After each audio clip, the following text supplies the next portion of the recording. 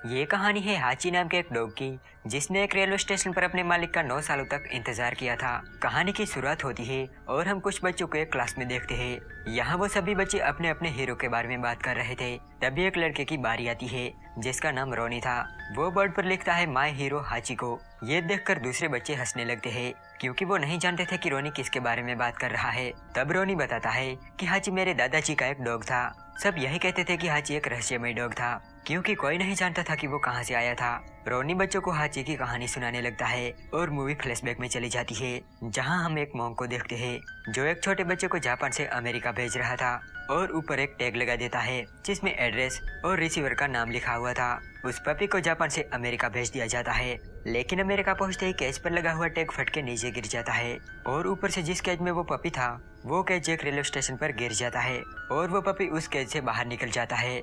जो आदमी उन सभी पार्सल को ले जा रहा था उसे कुछ भी पता नहीं था कि केज नीचे गिर गया है। इस तरह वो पपी अपने नए मालिक के घर डिलीवर नहीं होता और एक रेलवे स्टेशन पर यहाँ वहाँ भटकने लगता है। तभी वहाँ पर एक आदमी आता है जिसका नाम पार्कर विल्सन होता है और वो एक प्रोफेसर था। वो उस पपी को अपनी गोद में उठा लेता है और यहाँ वहाँ देखने लगता है क्योंकि उसे लग रहा था कि ये पपी खो गया है और कोई ना कोई इसे जरूर ढूंढ रहा होगा। वो उसे लेकर स्टेशन मास्टर के पास जाता है जिसका नाम कार्ल था। वो कार्ल को बताता है कि ये पपी खो गया है और इसकी तलाश में जरूर कोई ना कोई आएगा, इसीलिए तुम इसे अपने पास रख लो। लेकिन कार्ल कहता है कि मैं इसे यहाँ नहीं रख सकता क्योंकि यहाँ इसे खतरा है। वो विल्सन से कहता है कि आप इसे अपने घर ले जाओ, अगर इसकी तलाश में कोई आएगा तो मैं आपको जरूर बताऊंगा। इसीलिए विल्सन उसे अपने घर ले जाता है और उसे एक कमरे में छिपा देता है क्योंकि उसकी वाइफ कैट को डॉग्स बिल्कुल भी पसंद नहीं थे और वो नहीं चाहता था कि उसे इस पपी के बारे में पता चले। लेकिन थोड़ी ही देर बाद वो पपी कमरे से बाहर निकल जाता है और सीधा विल्सन के कमरे में जाता है, जिस वजह से कैट को उसके बारे में पता चल जाता है। वो विल्सन से कहती है कि तुम जानते हो मुझे डॉग्स बिल्कुल भी पसंद नहीं है, फिर भी तुम इसे लेकर यहाँ क्यों आए। तब विल्सन उसे समझाते हुए कहता है कि मुझे ये रेलवे स्टेशन पर मिला था और ये खो गया है। मेरा इसे घर में रखने का कोई इरादा नहीं है। मैं कल सुबह इसे यहाँ से ले जाऊंगा और जिसका है उन्हें लौटा दूंगा। अब अगले दिन हम विल्सन की बेटी एंडी को देखते हैं जिसे ये डॉग बहुत ही पसंद आता है और वो अपनी मॉम से उसे अपने घर में रखने की रिक्वेस्ट करती है, लेकिन कैट उसे घर में रखने से साफ मना कर देती है। तब विल्सन उस पपी को लेकर डॉग पाउंड में जाता है जहाँ वो एक आदमी को बताता है कि ये कल रात मुझे रेलवे स्टेशन पर मिला था और ये खो गया है, आप इसे रख लो। लेकिन वो आदमी उस पपी को देखकर कहता है कि इसके लिए अच्छा यही होगा कि इसे कोई गोद ले ले। हम 2 हफ्तों तक इंतजार करेंगे, फिर भी अगर इसका मालिक नहीं मिलता या फिर कोई भी इसे गोद नहीं लेता तो हम इसे ले जाएंगे। तब विल्सन उस पपी को लेकर मैरी के पास जाता है जो कि उसकी फ्रेंड थी और वो एक एनिमल लवर थी। विल्सन मैरी से कहता है कि वो इस पपी को गोद ले ले, लेकिन मैरी कहती है कि मेरे पास ऑलरेडी एक बिल्ली है, इसीलिए मैं इसे नहीं रख सकती। मैरी को ये डॉग बहुत ही पसंद था, लेकिन उसे अफसोस था कि वो उसे गोद नहीं ले सकती। तब विल्सन अपने फ्रेंड जसजीत के पास जाता है जो रेलवे स्टेशन पर कॉफी बेचा करता था। वो उसे कहता है कि वो इस पपी को गोद ले ले, लेकिन जसजीत कहता है कि मैं इसका ख्याल नहीं रख पाऊंगा क्योंकि मुझे सारा दिन काम करना पड़ता है। तब विल्सन उसे लेकर कार्ल के पास जाता है इस उम्मीद में कि कोई तो इस पपी को ढूंढता हुआ जरूर आया होगा, लेकिन कार्ल कहता है कि इसे ढूंढने अभी तक कोई नहीं आया और न ही मैंने कोई खबर सुनी है। अब विल्सन कई जगह इस पपी के पोस्टर लगाता है ताकि कोई उसे पहचान ले। अब विल्सन उस मासूम पपी को आवारा छोड़ना नहीं चाहता था, इसीलिए वो उसे लेकर अपनी यूनिवर्सिटी चला जाता है। उसने उस पपी को एक बैग में बंद करके रखा था, लेकिन वो बैग से बाहर निकल जाता है और रिहर्सल के बीच में ही घूमने लगता है।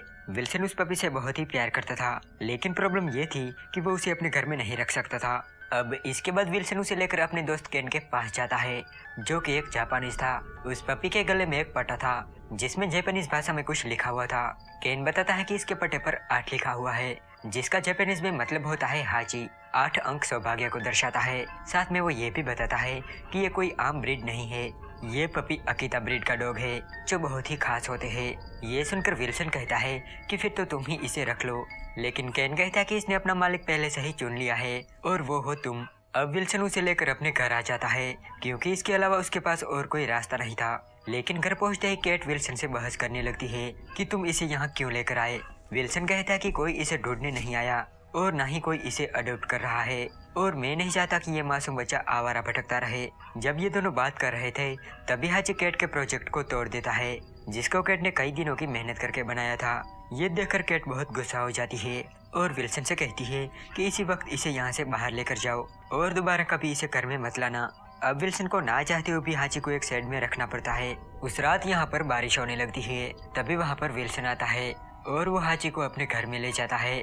यहाँ वो हाची की नस्ल के बारे में रिसर्च करने लगता है और उसे पता चलता है कि अकीता नस्ल के लोग जापान में ही पाए जाते हैं और वो बहुत स्पेशल होते हैं। उस रात विल्सन हाची के साथ टीवी देख रहा था। जब कैट उठकर देखती है तो विल्सन बेड पर नहीं होता। तब वो नीचे आती है जहाँ विल्सन सोफे पर ही सो गया था और हाची उसकी गोद में खेल रहा था। ये देखकर कैट को पछतावा होता है कि उसकी वजह से विल्सन को सोफे पर ही सोना पड़ा। वो उसे उठाकर कमरे में ले जाती है और हाची को आज रात यहाँ रखने की परमिशन दे देती है। अब अगले दिन विल्सन उसे ट्रेनिंग देने लगता है। वो एक बॉल को दूर फेंकता था और हाची को उसे लाने को बोलता था, लेकिन हाची वो उस बॉल को उठा ही नहीं रहा था। तब विल्सन खुद एक डॉग बन जाता है और हाची को सिखाने की ट्राई करने लगता है। तभी वहाँ पर एंडी आती है और वो भी हाची के साथ खेलने लगती है। ये सब कैट खिड़की से देख रही थी और तभी उसे एक आदमी का फोन आता है जो कैट को बताता है कि कोई है जो इस पपी को गोद लेना चाहता है। लेकिन अब विल्सन और एंडी को देखकर कैट का माइंड चेंज हो गया था और अब वो नहीं चाहती थी कि हाची उनसे दूर चला जाए। इसलिए वो उस आदमी से कहती है कि उस डॉग को पहले से ही किसी ने अडॉप्ट कर लिया है। ऐसे ही कुछ साल बीत जाते हैं और अब हाची काफी बड़ा हो गया।